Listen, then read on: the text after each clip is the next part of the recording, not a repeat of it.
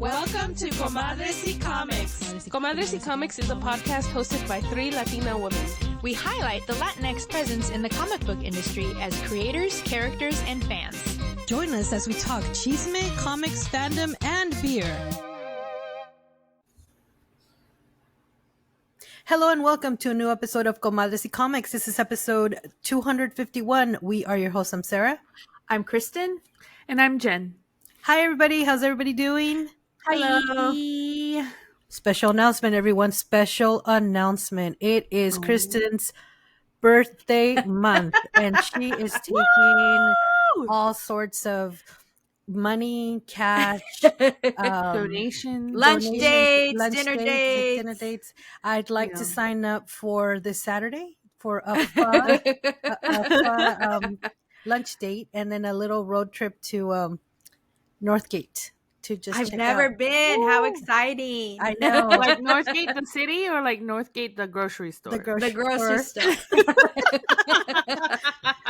I always love it in there. I mean, I never go on an empty It's great. stomach. I love it. Yeah, never go on an I empty wish there stomach. was an equivalent here. There's like Cardenas. That's what's here. But it's not the same. It's not the same. Yeah. Mm-hmm. I mean, it'll be super cool if we can get there and the bolillos are fresh out of the oven.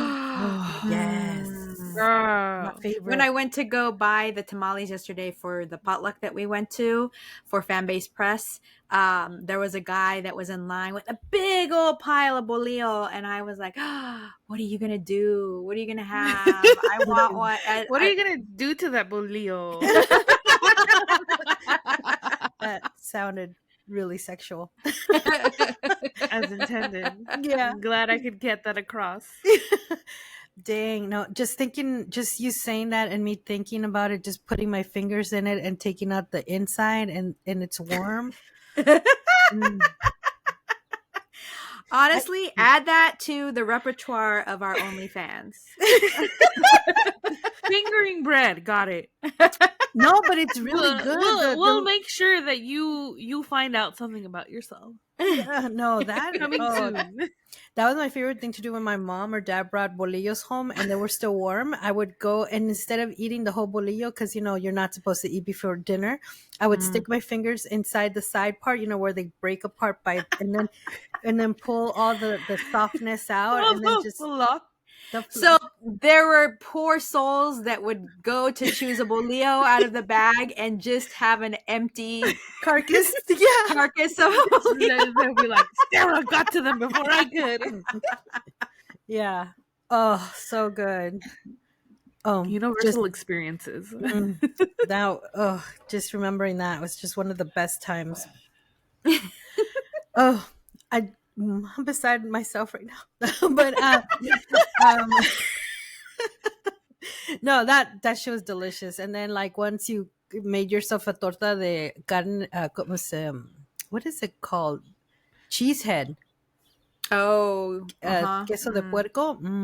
Delicious. I've actually never tried cheesehead. But what we would do with the molillos was we would make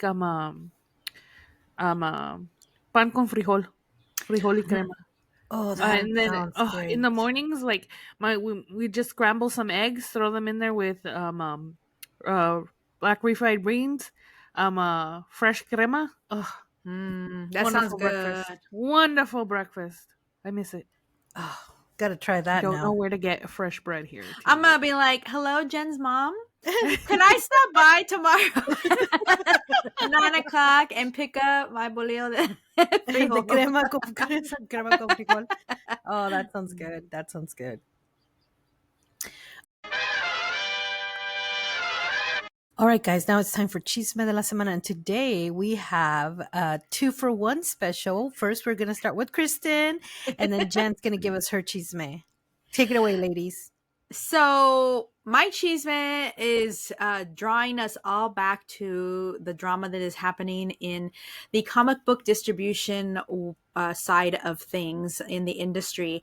And as you all probably already know, Diamond was sold after months and months and months of speculation, and then months and months and months of tons of just like gossip going around. No one knew what was going to happen. Then it was purchased by somebody, and then they pulled out. It was like, no, we don't want it. Somewhere in there, Diamond was like, oh, no, actually you won, but we don't actually want to sell to you. We want to sell to the second highest bidder. There was so much drama going around all this stuff. But at the end of the day, there are two entities that partnered together that are gaining control and ownership of Diamond. It is Alliance Gaming and Universal. And they pretty much, as soon as they acquired Diamond, laid off all of the comic book related employees. And so things like Comic Suite, which is the point of sale system that Diamond supported for retailers. We used to actually use it when we inherited the shop. That was the system that was in place in the shop. But it basically keeps track of all of, you know, your purchases and what you have in your inventory and stuff like that. They fired all of the support people from Comic Suite, and then sent out an email and said, don't worry, your Comic Suite's still going to be cool. But then they fired everybody. Then another email came out and was like, oh, you're only going to be able to use Comic Suite until this date, and after that, we're not really sure what's going to happen. So tons of speculation swirling around that those two entities honestly don't want to have anything to do with the comic book side of Diamond, which makes perfect sense because Diamond no longer had Marvel. They no longer had DC. They no longer had Image. They lost Boom. They only really had a handful of smaller publishers. And so what that is now bringing up in the industry is what's going to happen to those small publishers, because I think I spoke of this before in other Chisme that retailers would be hard pressed to support indie creators if the only opportunity and option for them to do so was to deal directly with them. That would be a long list of independents that you had to keep track of your purchases, keep track of their invoices, keep track of sell-through rates in a way that probably wasn't going to be easy for the retailer because you're dealing directly with them and not through a distribution service.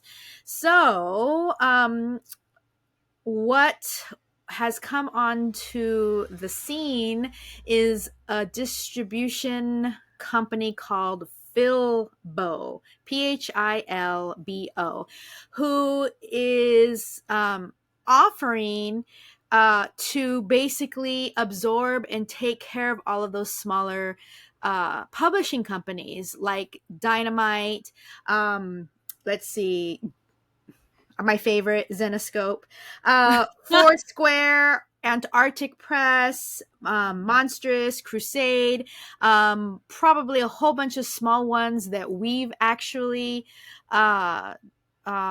also read books.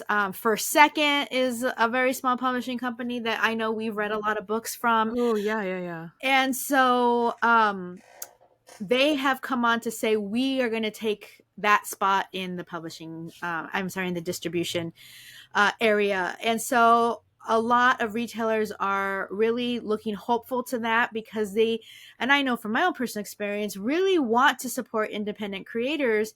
But it's so much easier to just go to one hub and look at everything that's available and make your choices than it is to even have those publishing companies on your radar. It's a lot of work for them to call you individually, send emails to you individually, send an ordering form.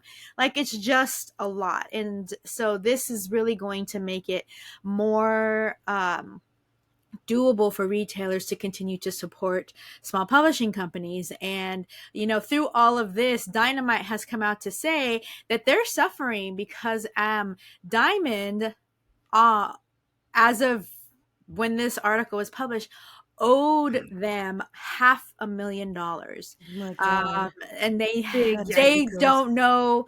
I mean, there was a long list of people that Diamond owed in the bankruptcy paperwork, and I'm assuming that they were on that list. But when you file for bankruptcy and your debtors are included, all that the judgment really says is, yeah, you do owe those people money, but you can't get, what's the saying? You can't get blood from a stone. Mm. So it's not known if Dynamite's ever, or any of the other publishing companies. I know I spoke to what's the CHISPE representative, CHISPE, yeah, and who said that they're also owed money. So that's a big hit for small publishing companies. So you really have to think that a lot of them are already suffering because of this Diamond thing, and then to not have any distribution to turn to. So hopefully this Philbo distribution company can really fill that gap and make it possible for retailers to continue to support. Wow. That's heavy, dude. That's insane. And all the drama that went into finally Diamond kind of like being out of the picture, but now all this stuff that needs to be solved in kind of the end of all the things. It's crazy, and I don't even know how impacted the comic retailers are affected. Mm-hmm. Yeah. And now I'm thinking, I don't know if Chispa said Diamond owed them money or if it was Scout that owed them money. All I know is they were owed money. Yeah, or maybe both. I mean, who knows? Yeah, I mean, who knows? And That's why this we call it CHISME. Honestly. And this leads me into my chisme. And this is more along the book publishing, like prose books. A publishing company also owing creators money as well. So Alex DeCampi, they're a writer, but they've also done comics. I think the thing that we have like heard their name from more was they wrote for whatchamacallit. They did No Mercy. Oh, yes. They did No Mercy, and they also did Archie versus Predator 1 and 2. Oh, Yes. okay. And she just recently posted on Blue Sky. I keep wanting to say Blue Ski, but It looks like everybody tells me Blue it's Ski. Sky. Yeah, so I say Blue Ski, but it's Blue Sky, which is like the platform that a bunch of artists and writers and creators fled to after Twitter was basically like, yeah, we're gonna train AI using your art. And they're like, F that. So they posted about Unbound / Boundless book publishing company, and how that Alex is owed $5,000, but she's not the only one. There are other creators that are claiming that Boundless owes them up to £75,000. Wow. Yeah. And so basically they just gave a breakdown of their interactions with them, which had initially been good for her. This is when Boundless, Unbound, or they were called Unbound, and now they're called Boundless. They went under, and then they came back under a new name and a new like CEO or whatever. And they were talking about how they had been really successful with like kickstarting their book, and then they got picked up by a small publisher, and how it went really big, and that she had a positive experience. But after hers, and after this like initial first successful run with Unbound, everything else and everybody else after her had terrible interactions until finally on quoting here from the just before Unbound went under, it was heading back for its third print. This is talking about her book, The Scottish Boy. This is a huge for a crowdfunded book that was a story that didn't fit into standard publishing genres, because this is what they're known for. They pick up a lot of like Kickstarter books that did really, really well, or they're kind of like an Associated Press, so they would get like they would publish books under that like basically other companies they picked up, they said that they would publish, but they still didn't want associated with their like branding or whatever. So they kind of like third company it out to be published. This was her deal. She said, my deal was good, 50% of all profits, plus I kept audio rights, and later they sold them to SAG Egmont. After those who published through Unbound later on didn't have as good an experience, citing non-existent marketing and poor communications. But the real problem started this past October. Unbound sent out royalty statements for the first half of 2024. She was owed about $5,000. This would be great. 30 days came and went, then 60. No money, no communication. Wow. Finally, Unbound basically said, whoops, no money. Also, we didn't keep our author royalties in a separate account. We spent it all. Oh my God. Yeah. So Alex Akamiga goes on to say, like, you know, like, you don't know what we do with this money. This is our livelihood. But basically Unbound was like, we genuinely sorry and we're going to make this right. We're going to into receivership, but the new company Bondless will issue a payment plan. They did that in March of 2025. Initial small payments at end of April, post royalty statement 2H24. I don't really know what this means because I'm very peripheral in the book publishing company world, and especially this one is like I think they're based in the UK. But they have like quite a few, like I think American authors as well. But anyways, and the money that she was giving was in dollars, not pounds or anything, but other creators have stated in pounds or like in euros and stuff like that. So they have quite a like a large base.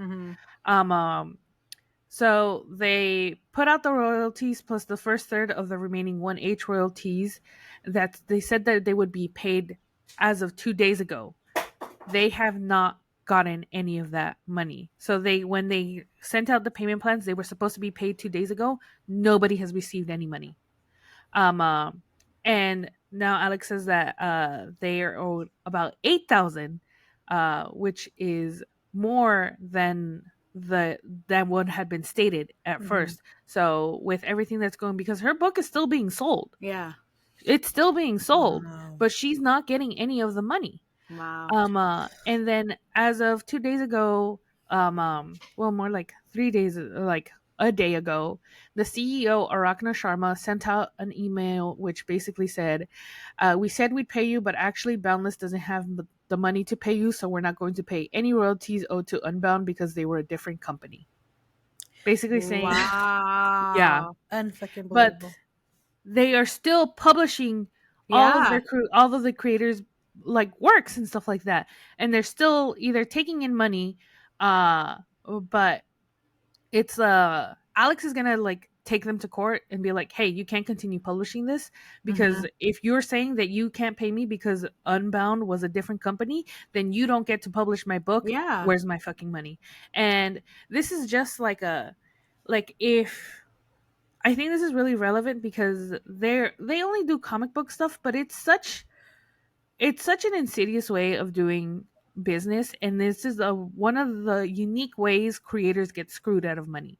I think any creative, any artist, like you have to be really careful with how and what it is that you're publishing. With who and for how long you're going to be coming into contract, because these things can be legally binding, or you need to know when the contracts have been violated so that you can get your work back. And so Alex is just their name that I recognized. And so I was just like, oh, like what's this about? But there's like so many other they have like potentially hundreds of titles of creators, because they have 3 different like branches. As well, they've got a magazine, they've got like a young adult press, and then they've got their like main one. So, and then in each one, these are all like Kickstarter books or the equivalent, or like really like niche, like something that maybe like Penguin Comics wouldn't print, or that like a big publishing company would be like, oh, this isn't really our thing. We don't really want to like like tread the waters. It was publishing really interesting stuff, but now it's taking advantage of a community that is honestly quite like not fractured, but they're not great communicators to begin with, I think, or at least not on a mass scale like that. So it's pretty awful. Yeah. And now it's like, well, what's gonna happen? Alex has basically said like, hey, this is what's happening to me. This is what's happening now.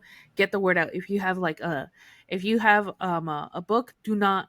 And they're like saying like, come sign up with us. Don't do it. If you currently have a book, see what you can do legally. Basically just drop them. And it's like it might be sad, but you might not be able to see that money ever again. Yeah. That is owed to you. So watch out. Do not support Unbound, Boundless, because they are screwing over their creators.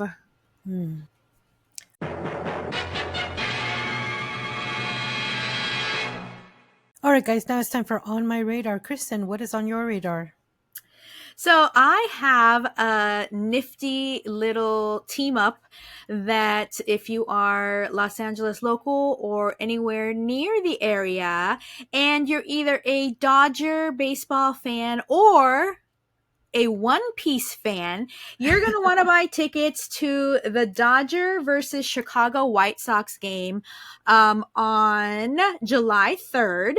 It's a 7:10 game in the evening, and they are going to be giving out cool One Piece memorabilia. The first 40,000 people will receive a One Piece inspired straw hat.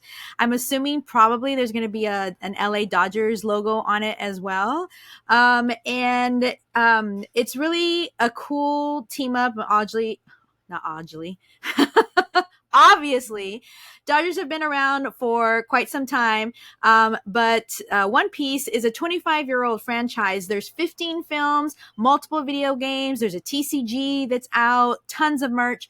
So this is actually going to be probably a super, super popular giveaway night at Dodger Stadium. If you haven't already got your tickets, you're going to want to get them, and you're going to want to get to the stadium super early because those anime manga fans can be ruthless. So again, the game is July 3rd. It's a 7:10 evening game versus Chicago White Sox, and you're going to get a cool One Piece inspired straw hat. That's super cool. I know there's a lot of fans out there, and I think Netflix had a live action. I'm not sure. I'm not into One Piece, but so don't come at me.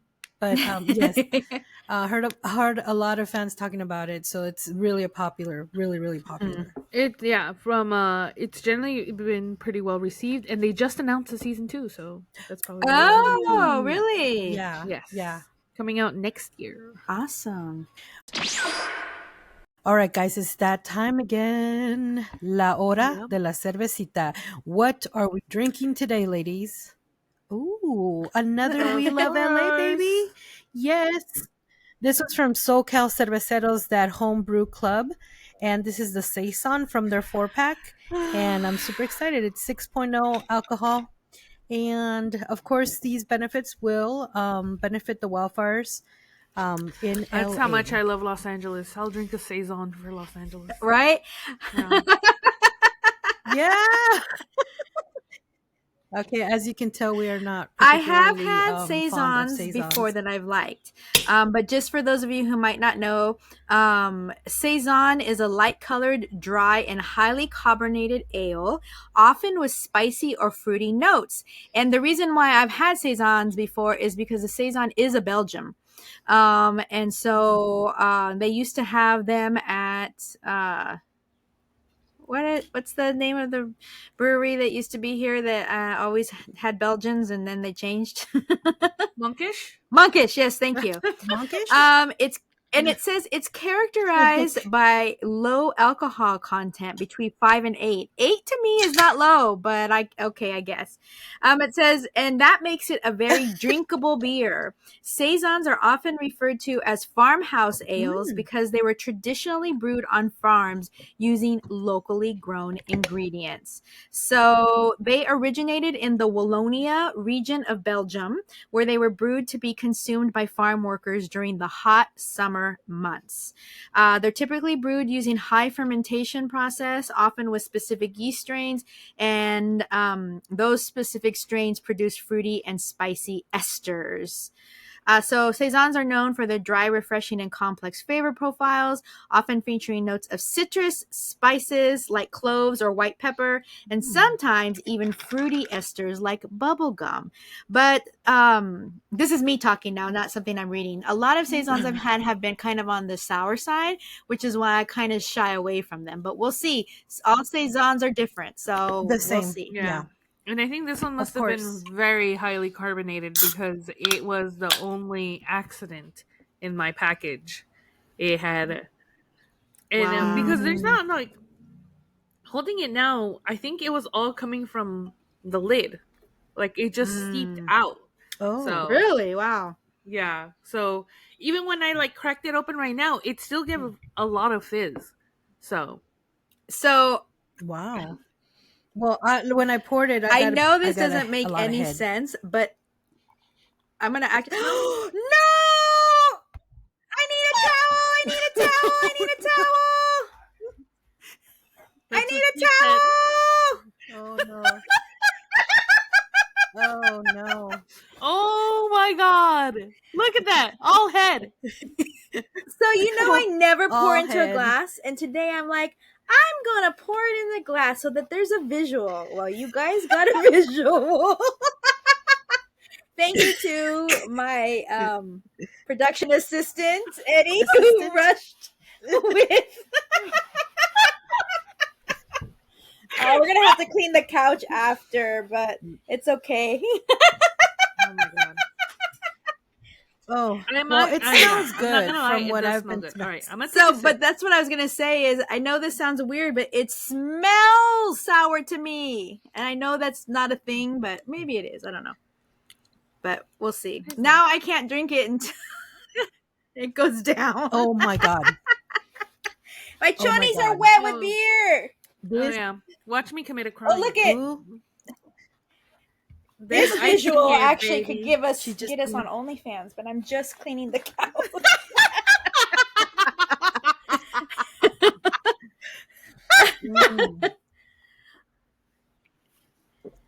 Oh my God. Okay, I'm waiting have to try it for it to go down. My shorts all the way to my chonies are soaking wet with beer right now. Just cut it off at soaking wet. Okay, so the color is very light. Super light. Yeah. And kind of clear. It smells good. It really smells good. It smells fruity to me. It does smell kind of sour to me, but that could have just be the fruity smell. I hope that there's cloves and white pepper taste because that sounds actually kind of good. It does sound good, huh? Con unos pepinos on the side. Oh, wow. Yep. That is very, very interesting. It's got complex taste. Wow. I am trying to decide whether I like it or not. I actually love it. This has opened my mind to possibly loving saisons from now on, because usually I get them where they're so sour that it hurts my stomach. But this one is very refreshing. Just like you said, out in the farms working and you have one of this, it's going to be perfect. So this might be because I like there's a reason I poured my beer over ice. Mm-hmm. Mine was warm, Yes. basically, because when I had unpacked the box, I had noticed that I was just like, oh, a beer exploded, and so I was like, I don't know if all the beers exploded, so I'm just gonna leave this right here for right now and like let it. If there's any like built up gas, hopefully it like dissipates or something. But then I completely forgot about him. Mhm. And then it was time to record, and I was like, oh, my beer is warm. So Also, you mentioned that you think the seal, obviously, some kind of seal was broken for beer to come out, which Yeah. then means that oxygen got in. And so Yeah. that definitely is going to start an oxidation process with the beer, and it's probably going to change your flavor profile. It probably has, and now that I've pretty much watered it down with ice as well. Right, yeah. Here's the thing, and this has been a problem for me with all like sour or sour-esque beers, and even like in other saisons that we've had. To me, they all have this undercurring flavor or aftertaste that is straight up bile. Like straight up. It's like it after like I've gone on a bender and then I'm like home and then I'm throwing up in the toilet and then I wash my teeth and then I'm like, what's that taste? It's throw up. Uh-huh. It's whatever the throw up, the like once you can't throw up anymore and all you're throwing up is bile, that is the aftertaste that I taste in the back of my mouth. Wow. And it's and right now that is what I'm getting. It's not strong, but I can like taste it. I'm just all like, did I just throw up right now? Again, though, your beer has been compromised, so my beer has been compromised. I'm not going to even say that what you're tasting isn't true to your beer. Yeah, definitely, my beer. I can taste that Belgian flavor, if that makes sense. There's a straight up profile of a Belgian beer that you get no matter what kind of variety it is, and 100% this beer has that, which is why I used to always order saisons when I would see them, because I'm like, oh, it's your only Belgian on your beer list, let me get it. And then I started experiencing, oh shit, this is sour, and more often than not, I would get them that were sour and didn't like them. But I knew that non-sour saisons existed because I had them before. But for the most part, that's not what I was getting. This 100% takes me back to why I thought I liked saisons to begin with. Yeah. And again, Belgian beers are my favorite type of beer. That flavor profile, that Belgian brewing technique is what I prefer. And this is really, really, really reminiscent of why I liked saisons. And I can't really tell what the flavors are. It smelled fruity, but it doesn't taste fruity to me. No, I think and there's I think I feel a little bit of coriander maybe in the back. I mean, like if tiny bit. If you had said cloves before, I think that's what I get. I think it has a very like kind of like a spice. From what I think I probably would have liked this if it was cold. If it hadn't been compromised, and if I wasn't already like a little bit biased, I guess I could say. But I do think there is like a very strong like either like clove or very like some kind of spice heavy forward flavor that to me has diminished a lot. Probably because of my beer. I'm definitely, as it's gotten room temperature a little bit. Well, it's gone down in temperature because it was in the refrigerator. I'm definitely getting that kind of coriander kind of taste in the back of it. Honestly, yeah, that's what I'm getting. But I'm still getting the freshness, and yes, it really takes me back to the kind of like the old style, like saison Belgium brews, sort of like. Actually, it reminds me of like when I was in Bruges, and then we were at 6 a.m. at a brewery. They were open at 6 a.m.? Chimay. Nice. Yeah. Oh, they were open all the time, and we didn't even have 24/7. breakfast. They just gave us a little.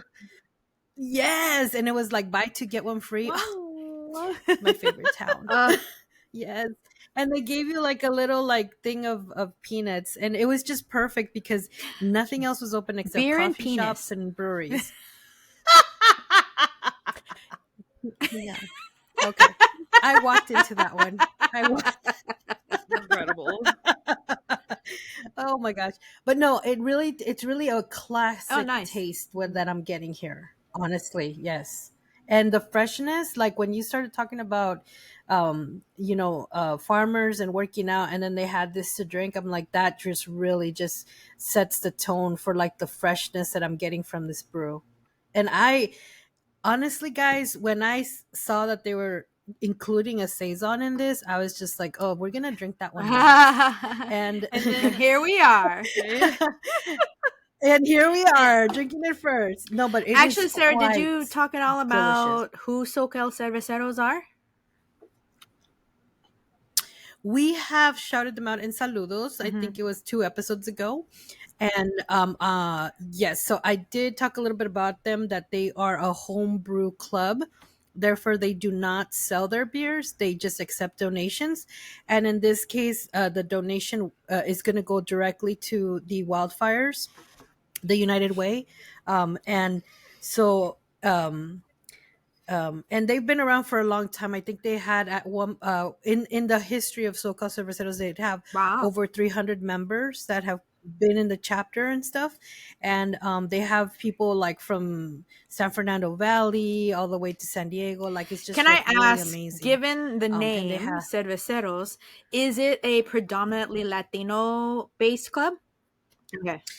Yes, Very that's cool. what I've noticed from their Instagram posts and stuff. And then there is also a chapter called SoCal Cerveceras, which I want to learn more about as well. But we should go, and we can have a Comadres y Comics beer. Yes. Oh my God! That would be super awesome. Yeah. Con unas conchitas enfrente, and it could even be maybe like a cocktail beer where like it could be mixed with, like, I don't know, like un poquito de hot chocolate, or or lollipops. But like I said, totally didn't want to review the SoCal Cervecera 4-pack first one, the Saison. I did not want to do that because I rarely find kind of a classical taste in South Bay. I mostly find it to be very harsh to my stomach because they're so sour. But this one has me becoming a convert, and like I said, it has a real classical fresh taste, and I'm just like really impressed. But I'm super impressed with it. I can go first in the I'm gonna give it what's our rating scale? This restored. What is our rating scale? What is our rating scale, Kristen? We have a 5-point rating scale where a 1 out of 5 is very unsatisfied. A 2 out of 5 is just regularly unsatisfied. A 3 out of 5 right in the middle is neutral. 4 out of 5 is satisfied, and a 5 out of 5 is very satisfied. So if a beer is off the charts, then we will give it a Super Saiyan. So go ahead, Sarah. What is your rating? It's going to surprise you, but because this took me back to a much happier time in a trip that is dear to my heart, because it made me a new convert towards Saison. So I'm going to give it a Super Saiyan. All right. Yes, I am super impressed with this. Like I said, I had absolutely no faith in it. Like, absolutely no faith in it, and I'm super impressed. It took me, it transported me. Is what I'm saying. Well, I am going to give it a 4 out of 5 satisfied. It is good. I am happy that it's not sour, but the flavor profile, I just can't place what the flavors are, and there is something there that is pushing me to like, just like Jen said, do I like it? I'm not really sure, but I can taste the Belgian flavor profile there, and that, at least I am satisfied with this beer. And it is, I'm gonna take one more taste. It is flavorful. It's not a 5 out of 5 for me or a Super Saiyan, but I probably would buy this again. I would love to try it off tap, honestly. But yes, I'm going to give it a 4 out of 5. I am actually going to do something different. I think I'm going to not rate this. It's not a 0, not anything. I think because my beer was compromised. And then I poured it over ice and everything, and it was room temp as well. I don't think I have gotten the full experience of it. I do keep sipping it because I 100% now can fully taste like the cloves, or what I think is cloves. It could be coriander, but it very much feels like cloves to me because I'm much more familiar with that spice. So, and I do like that. But that's about it. So I will not be rating it. All right. Well, that's fair, and thank you for letting us know because we had no idea that your can was a little busted. Yeah, Bust a nut. Busted.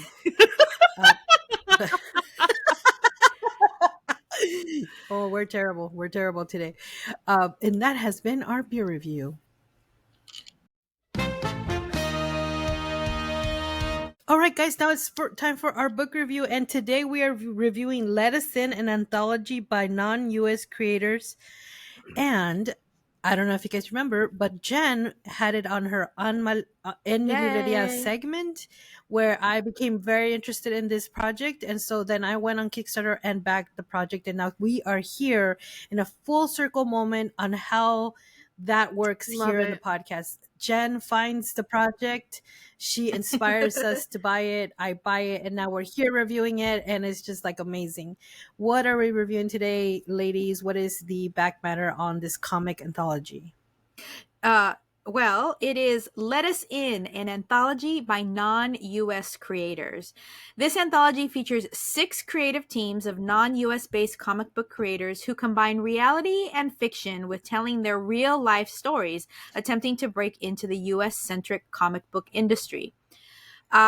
This person in writing said that they're so happy to be part of this anthology with a group of such amazing artists and writers. The first story is called First Contact, and it's about their experience releasing their first comic. The stories here in the book about facing challenges, rising above obstacles, and fighting against all odds will serve as a love letter to comics, their creators, and the effort involved in putting these funny books together. Difficulties getting published, FOMO, limited reach, it's all in this anthology. Making comics is hard. How about making comics from outside the US? Absolutely. That I can totally not relate to this personally, but a lot of creators that we've talked to, I can totally see each of them in these stories. I thought that was really just wonderful. And the fact of the matter is, like, the comic creators in the US are actually still facing the same struggle they are as well. Maybe a little bit more, but I really loved reading these stories about the creators because I just found a lot of our friends were also highlighted in this book. The only issue I had with this comic was the role-playing part of the comic story, because that's not something I know about, and it was like a foreign language to me, literally. But also I can appreciate that somebody else would find that totally captivating, and not because of that will I think this book was not amazing, because I really loved it. I love the art. I love the stories that were told. All of them a little bit different and a little bit just the same in the sense that everybody's experienced that. I saw Kristen in the comic, the comic shop owner that said, I have a whole section for indie creators. And I was like, that's Kristen right there, as as a comic retailer. So like, this is just really an amazing book, and I think it was amazing for them to put it together and share it with the world. So I never thought about creators outside of the US having so many difficulties and barriers placed in front of them to entering the comic industry. I also know just from creators that we know and talk to and interview and review their stuff on the show that yes, it is hard breaking into the industry as far as it goes related to being published by big publishing companies. So I'm going to say Marvel, DC, Image, and Boom. maybe are like the 4 ones that I would think that a lot of people are trying to quote unquote break into. We talked about some smaller ones earlier, but there is a lot of, as Sarah mentioned, barriers for people who are here in the United States, especially those creators who are from marginalized communities. And so it was eye-opening to me that there is another marginalized community outside of the US who is having all of those same issues plus some, because they just really, comic books is a American created thing, and trying to break into that, and having access to parties and networking events like the potluck we had yesterday. Oh, Like, yes. Oh my God. I didn't even think about that, yeah, but you're so absolutely right. in that case, it really did educate me on that. And I was like, yeah, you know what? I never thought about that before, but it's, very true. The one thing I do agree with Sarah with RPG. I'm not an RPG player. Maybe if I was, I would have been interested in reading that. I read so I turned the page. I say I turned the page, but it was digital. I scrolled the page and I saw all those words. I'm like, oh my God. But I'm like, okay, we're reviewing it. I'm going to read it, see what it is, whatever. And I read it. I'm like, oh, this is kind of a cute idea. RPG about breaking into the comic book industry. I made it through that page. I'm like, cool. I read the next story, scrolled the page, more words, and then I saw that just every other story or whatever, so many words. I'm sorry I didn't read the rest of it because I wasn't interested. So that is not a dig against the comic in and of itself. It's totally my bias, but I do think that it's a cool idea, because there's tons of people out there who love role-playing games and would probably get so into it. I'm just not the one. So but another critique that I had about the anthology, I did also think the art was amazing in most of the stories, but I felt like maybe the editor or the person who put together the anthology didn't realize how similar the stories were. And they all used the same trope, the alien trope, where actual aliens were being used to tell the stories, and as an analogy of being outside of America, being an alien to the industry and that kind of thing. And I felt like somebody who's putting together an anthology should have done a better job. And if it was more, I would say maybe it wouldn't have been so apparent or stood out to me as much if it was more than 6 stories. It seems super short to me to be an anthology. In anthologies, for the most part, we see tons of stories. And so I think it would not have felt so repetitive to me. Similar. So those are 2 of my critiques, but like the stories of themselves are based on true events, things that they've experienced. Yes. And so I really appreciated that. I really enjoyed reading those. And again, the art was really cute and cool.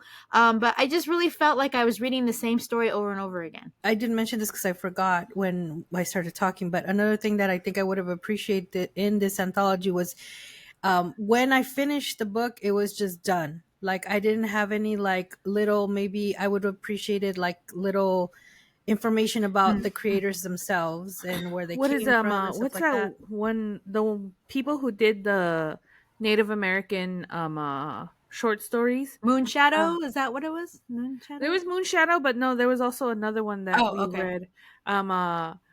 What is it? Is it Iron Duck Press? Oh yes.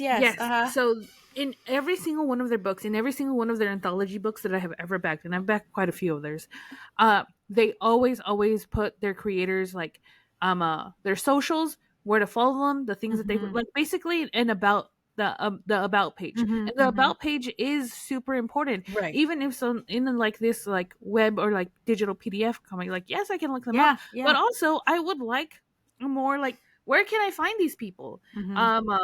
like what else have they done? Have they like where are they from? I would have loved to know where each individual was from as well in the book, and maybe it was on the Yes. Kickstarter page as well.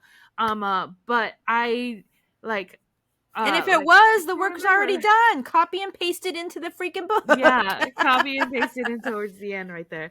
It's just just kind of one of those like it would have been nice kind of thing, because they did acknowledge all of them like by Especially name, like of course by name, like you have to, like especially if this is accredited. Mhm. But it would have been nice to have a little bit more information about the creators, like a bio, or where to find Mhm. them, what have they done, where are they from, Yes. kind of thing. It makes it feel more professional and more complete, because this also could be a portfolio piece for each of these creators as Mhm, well. mhm. Like, this is what I've done. I was part of an anthology series, Yeah. and that was printed, or at least successfully kickstarted. Yeah. So I get you on that. I don't know why it bugged me, but it did. But I would have liked, I think that only one of the stories had like an actual like title, and like, Yes. yeah, I would have liked Yeah. title pages. And even then, that title page for that one was weird because it was at the end as Mhm. well, at the end of the story, like a full, like a title page, or at least somewhere in there to be like, this is the name of this story, this is the creators, and who's creating it as well. Like, give me something. the Yeah. letter, the artist, the colors, everybody. I need to know Mm. everything, especially if the subject of the anthology is like, we Mhm. want to be Yes. let in. Yes. It's like, well, we Yes. need From info, where? Where are you? Yeah, how do we contact you? Yeah. Yeah, you gotta start dropping your email Where, at every possible opportunity. yeah, you gotta Yeah. just put it everywhere. Yes. um it might be repetitive to you because you're doing it all the Mhm. time, because you want to break into the industry, but this is the information people are Mhm. going to need in order to hire you, or in order to Mhm. If invite you you do not to have other a business projects. card, get one. They're super easy to make, super easy to Yeah. design, or have someone else design it for you. Hell, just a little blank piece of paper with your like email on it, and your like your socials. That's it. That's all you need. You don't need a picture. You don't need nothing. There's just like, this is where I am. This is where you can contact me. Like, it's very easy. Yeah, I mean, even now it's so easy as to Yeah. put a QRC code, and all we do is scan it on our phone, and all your info Mhm. pops up. I mean, quite honestly, that would have been really cool. Like, maybe perhaps they don't want to share where they're from because they might think there's some kind of, I don't know, like, oh, they're not gonna Or like they're where just I'm from, gonna be, kind they of know thing. that I'm not from here, so kind of thing. But Mm, they'll know. no. Yeah. No, I mean, honestly, I think there was a lot of great art, a lot of great stories and stuff. But like, in order for people to contact these creators, we need to know where we Mhm. can contact you at, or where we can find you. And that was just one of the little things, because I actually kept refreshing because I thought, maybe it's not loading all the rest of the pages. Yeah, and I do agree with you And on that, Kristen. I think it did feel incredibly short. I was like Yeah. able to read it under an hour. Yeah. I'm Me so too, because I skipped all the RPG stuff. I like barely understand TTRPGs as is, or like RPGs in general. If it's not a Mhm. video game, count me out. Yeah. But I did think it was interesting. I did think it was unique. It reminded me a little bit of what was that one series, like Stray Kids, like, or like Strangers on the Block or something like that. Because it was like a comic book, but then it had like D&D esque or whatever it is, Uh-huh. like RPG like skits in the back as well. And it had Oh, been okay. fun and interesting. Yeah, Okay. I cannot recall what the name of it No, I was, don't know. but I like, it's not to drag this book. I think this book was really, really good. It was like, the artwork was great. really I good. think the stories were fun. My favorite one was the frog. Oh, yeah. The frog. I think the The frog one was really, frog. really good. It was Yeah. an anthropomorphic story about like breaking into the industry and how others kind of treat each Yeah. other in the industry as well. Yeah. But I found the dialogue charming, I found the art charming, and even the way the format was like really good, very readable, very easy. to follow. That one was my favorite one, and it was like what, like the third, fourth, yeah, Like, yeah, it could have the been the third or fourth, fourth I story believe. in there. Yeah. But again, I can't. Table of contents would. I would have also table Yeah, of contents. I don't a think table I of read. contents, Yeah. and Yeah. like there was like a little Yeah. dedication acknowledgement page, which was nice. But like a table of contents, a title for the story, please, for the love of God, title your things. I know it's really hard. Yeah. I struggle with it right now. I'm struggling to title something right now. I've just written like the character's name in the title now. Eventually I'll get to it. Yeah. But it's like once you've done it, it would be easy. Pick a phrase, pick something, pick a name, or hell, like do an analogy or something. But pick a title. It really helps. I think it helps create individuality and identity as well. So like you want to say like this is the name of the short story that I wrote for this anthology, not just all like here's some pieces that I did. That doesn't sound as well. It should have a title. But Right. I think all of the writing was really good. I think the like you said, Kristen, genre wise, like I could have done with more analogies, more allegories, or something like that besides Alien. Yeah. But also it is. I mean, it is very relevant to their experience as well. They feel alienated or like aliens in this strange new world or this like place that is definitely far from their home. But overall, I think it was a solid piece of writing. I'm just looking on their Kickstarter to see if there's any information about where somebody can still access. I was looking at that Yeah, too, and I did not I find don't anything. see it either. Accessibility. That is also another thing Kristen was a strong advocate of when Idaho was still there. Yeah, yes, so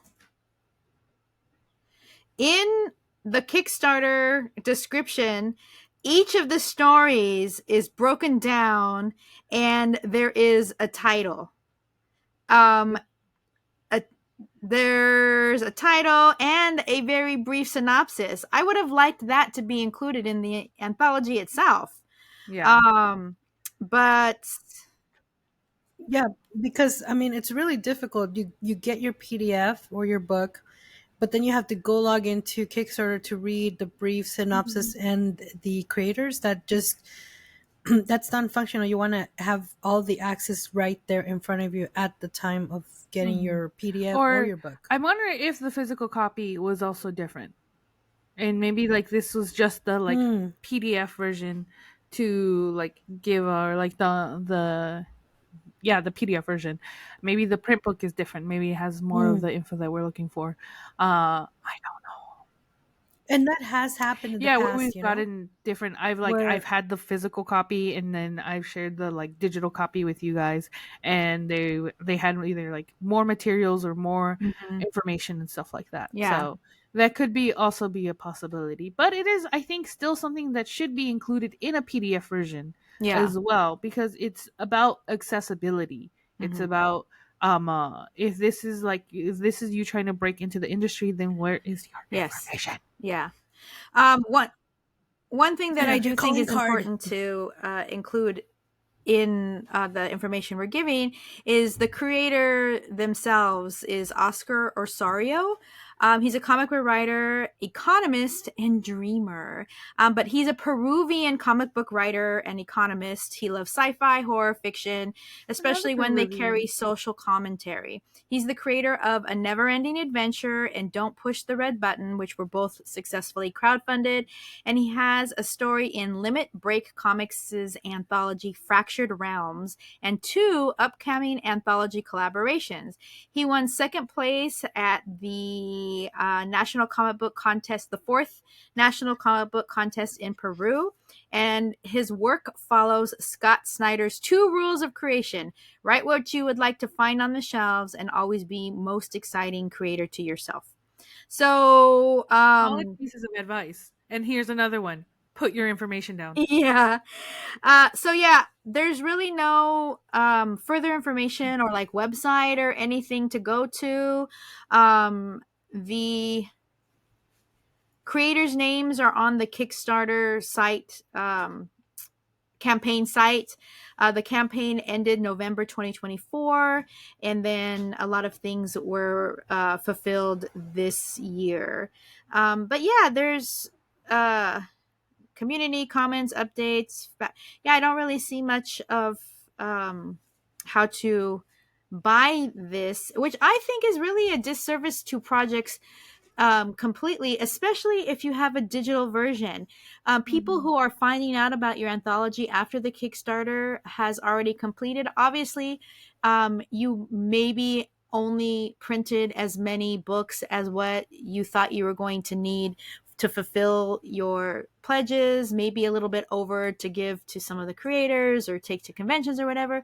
But you have a digital version that you can continue to make money on. Make it accessible. Have a website that you are including in your Kickstarter so that anybody coming across it or listening to a review that somebody did can find this Kickstarter and be like, oh man, it's done. But oh, look, here's information on the website. I'm going to go there because I Googled and there's no information anywhere about this project other than this Kickstarter. Well, I think we're ready to rate it. What is So our rating scale is on a percent? scale of 1 to 3 conchas. 3 conchas being the most conchas that Jen's mom ever let her eat in one sitting. So that was the best. If a book is off the charts, then we will give it our own personalized yes.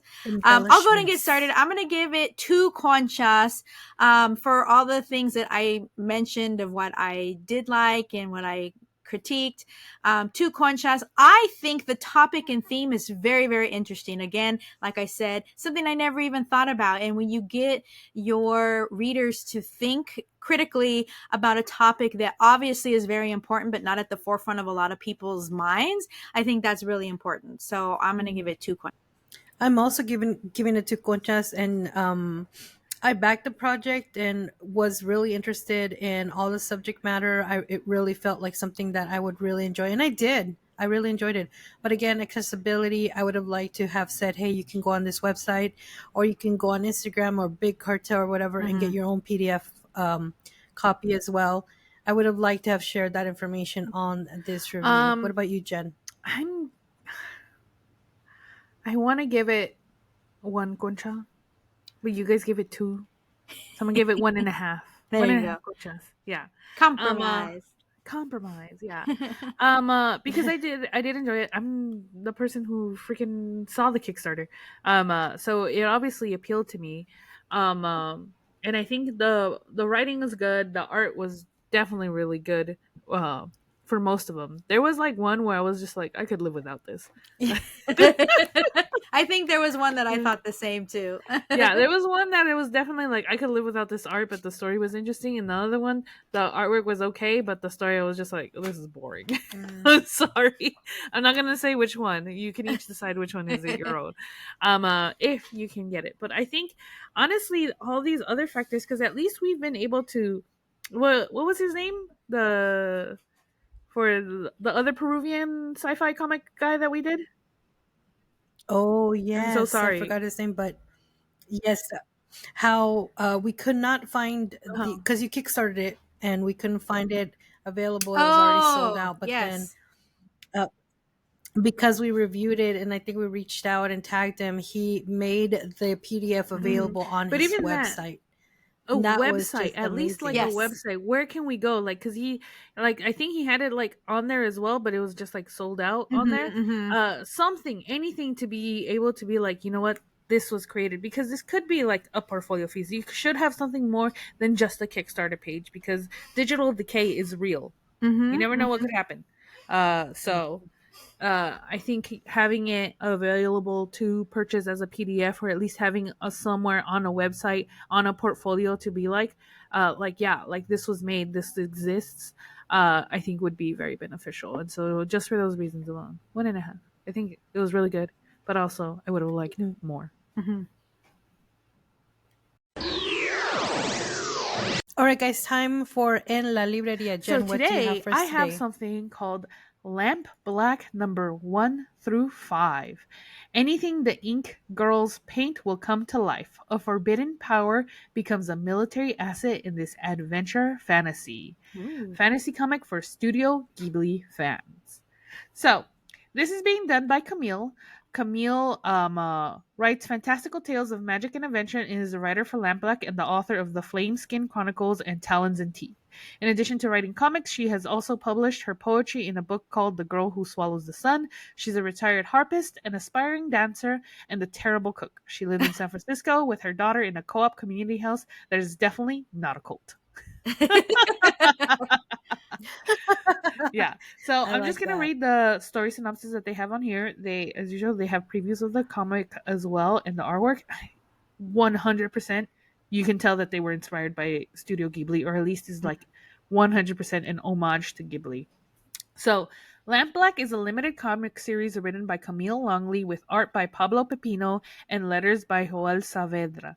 It is an oversized 8.5 by 11 landscape comic in a sweeping cinematic style. Lamp Black has everything you expect from fantasy: horrifying ink monsters, forbidden magic, zeppelins, stowaways, and a cat, of course. Lamp Black is a story of art, war, and love set in a fantastical early 20th century world. If you're a fan of Studio Ghibli, you will love the whimsical magic and fantastic settings of Lamp Black. You can expect epic battles, terrifying monsters, and ancient powers. Step into a world filled with strange creatures and stranger magic. And then they gave a preview of issue number 1, and then it says the character, I think the main character's name. Mabel is an ink girl, born with the ability to bring anything she paints to life. It's a dangerous gift, one she is forbidden to use. But she can't put down her brush. She won't. There are many who see her not as an artist, but as a weapon. Her country is at war. An ability once seen as a curse may yet turn the tide of battle. In Lampblack, our characters include a deaf soldier, a crew of sky pirates, and members of the infamous Hammer of the State, the secret police involved in the disappearance of ink girls around the country. This story, depicted in Pablo's detailed art style, will show you the depth and breadth of this world we've created together. Explore beautiful cities, forgotten ruins, and mines that lead to the dark abyss of black ink. Travel with our characters aboard massive zeppelins, pirate airships, trains, and military battleships. This adventure fantasy is, in the truest sense, in a way you've never seen it before. And then there's these incredible landscape shots, like full-blown art pages that look incredible, like truly, truly good. And landscape style basically means that it's like, you know how we usually have the like the tall paper. It means it's just been flipped sideways into a portrait style. I think it's portrait, and then landscape would be horizontal. So there is, of course, other add-ons and stuff like that. They look really, really cool. There's a shirt. There is this really cool frog statue. There's a postcard set. But right now they are they had a goal of $8,000. They have exceeded that by almost double. They are $15,679 with 484 backers and 17 days to go. Usually I try to like shout out ones, or like put emphasis more on ones that are either near their goal, they just launched, or something along those lines. But this looked so incredible that I was just like, I gotta shout it up because it looks super, super beautiful. You can always back without expecting an award. You just want to show your reward. But the base pledge does start at $6 for issue number 5. So this isn't like the first Kickstarter for this. This has been Kickstarted before. This is just a Kickstarter for issue number 5. It's just that issues 1 through 4 are also available. So the base page, $6 for the digital issue number 5, and then $15 for the print edition of number 5, which also includes the PDF. And then for $25, you can get issues 1 through 5, which not bad, about $5. Yeah, $5 each issue, which is about average for most comic books and digital comic books as well. They ain't cheap. Yeah. Although like $5 is pretty cheap. And then there is a variant cover for the physical copy that is also $25. And then they keep going up on there. But if you want a physical copy of the book bundle, it's going to be $75, which is like $5. Mm-hmm.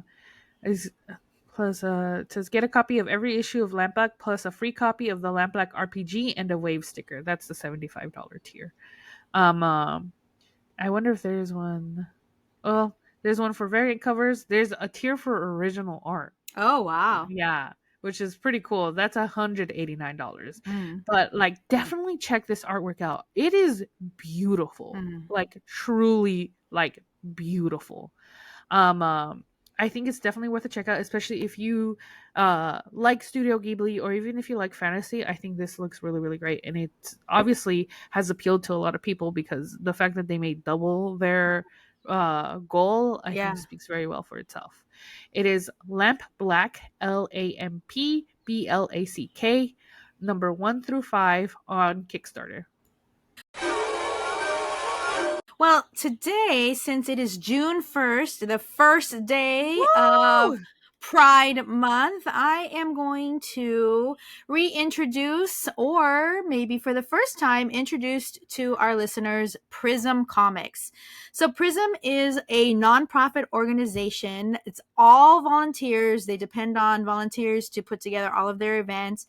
And they support lesbian, gay, bisexual, transgender, questioning, intersex, asexual, and LGBTQIA friendly comic books, comic professionals, readers, and educators.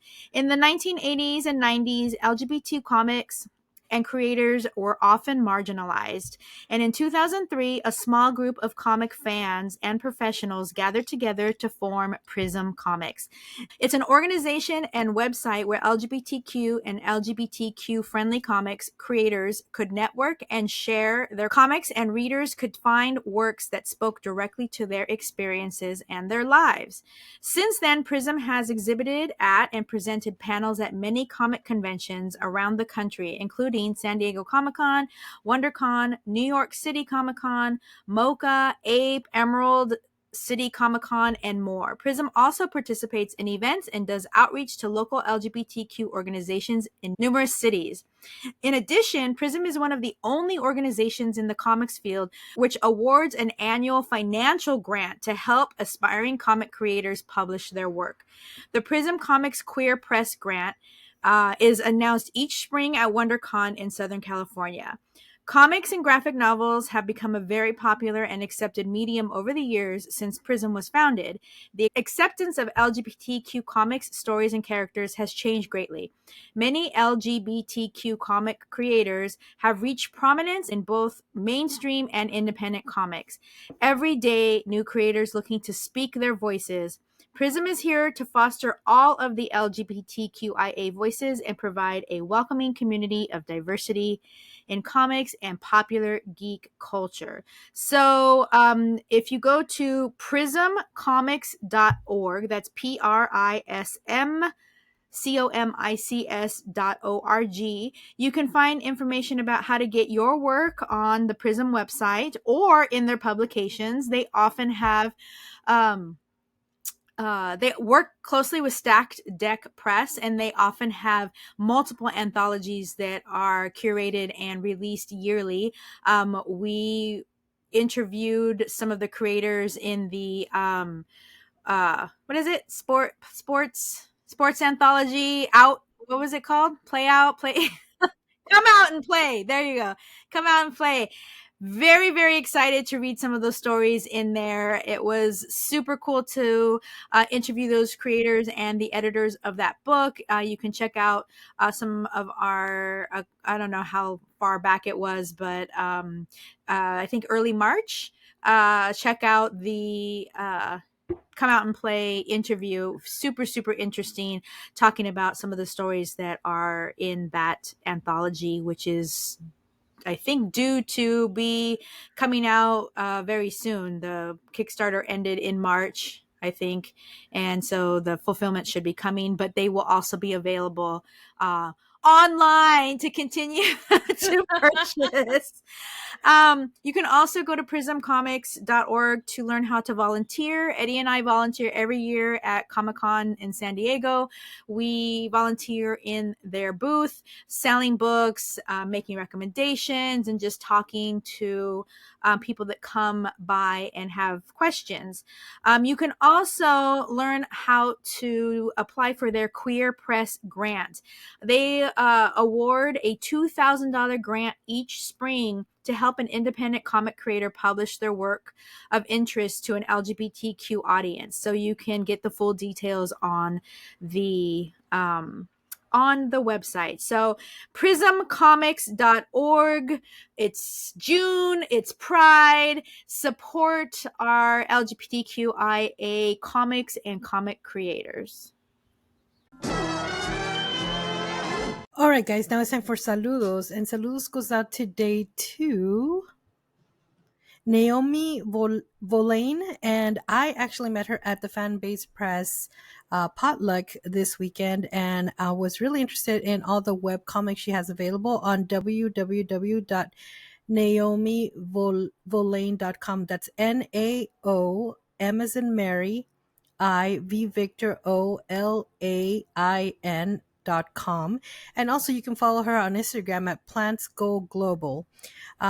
She's also been featured on Graphic Medicine, which I didn't know until I went on her on her website. She's a cartoonist that writes and draws comics to entertain, educate, and aim to touch people about plants, cancer, and more. So that just actually gave us the response on why she is featured on some Graphic Medicine articles, is because she is a cancer survivor, and there's several comics that talk about. And I actually read them, and they are very, very, very entertaining. I love the plant, and the cancer ones are very like touching and everything. So definitely check out her website. Again, that's www.naomivolain.com, and you could read all her comic books on there for free. And also, please give her a follow on Instagram. She's very talented, and there's a lot of deep comic strips that I read there, and I definitely enjoyed them all. And she was just really just an amazing person. All right, guys, it's time. It's the end of this episode. Where can they find us, ladies? You can find us on comadresecomics.com, our very own website, where there are links to all of our socials and some videos of our older Las Platicas that we used to have up, where we interviewed creators and learned all about their bodies of work. You can find us here on YouTube. If you're just listening to us and can't see us, you missed a whole debacle during our Hora de la Cervecita segment this particular episode. So be sure to check us out on YouTube at Comadres Comics, and you can always email us at comadresecomics@gmail.com. We have been your hosts. I'm Sarah. I'm Kristen. And I'm Jen. Bye, guys. Bye. Bye.